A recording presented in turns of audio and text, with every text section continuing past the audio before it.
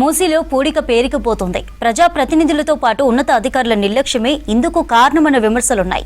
నల్గొండ జిల్లాలో రెండో పెద్ద సాగునీటి వనరుగా ఉన్న ఈ ప్రాజెక్టు దాదాపు 30,000 ఎకరాలకు సాగునీరు అందిస్తోంది. ఇప్పుడు పూడికతీతపై ప్రభుత్వం ఫోకస్ చేయడంతో రైతుల్లో ఆనందం కనబడుతోంది.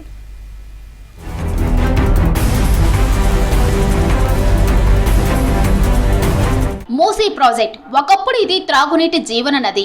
రంగారెడ్డి జిల్లా వికారాబాద్ అడవుల్లో పుట్టి నల్గొండ జిల్లా మీదుగా ప్రవహిస్తున్న మూసీ నదిపై సూర్యాపేట మండలం సోలిపేట దగ్గర ఉన్న 2 గుట్టల మధ్య 1954లో మూసీ ప్రాజెక్టు నిర్మాణం ప్రారంభించగా 1963లో పనులు పూర్తయ్యాయి.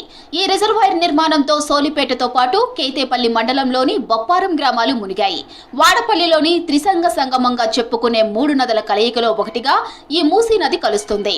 మూసీ ప్రాజెక్టులో చేరే పూడికను బయటకు పంపేందుకు వీలుగా 10 స్కవర్ గేట్లు, వరద నీటిని దిగువకు వదిలేందుకు 8 క్రస్ట్ గేట్లు, 12 రెగ్యులేటరీ గేట్లతో ప్రాజెక్టు నిర్మించారు. 645 అడుగులు 4.46 టీఎంసీల నీటి నిల్వ సామర్థ్యంతో ఈ ప్రాజెక్టు కట్టారు. దశాబ్దాల తరబడి ప్రాజెక్టు ఆధునీకరణకు నోచుకోకపోవడంతో గేట్లు తుప్పు పట్టిపోయాయి. ప్రాజెక్టు నిర్మించిన నాటి నుంచి గేట్ల నిర్వహణకు నిధులు కేటాయింపు అరకొరగానే ఉంది. దీంతో 1987లో మూసీకి వచ్చిన వరద తాకిడికి 8వ నెంబర్ స్కవర్ గేట్ కొట్టుకుపోయింది. ఆ తర్వాత శిథిలావస్థకు చేరిన స్కవర్ గేట్లను కాంక్రీట్ తో పూర్తిగా సీజ్ చేశారు.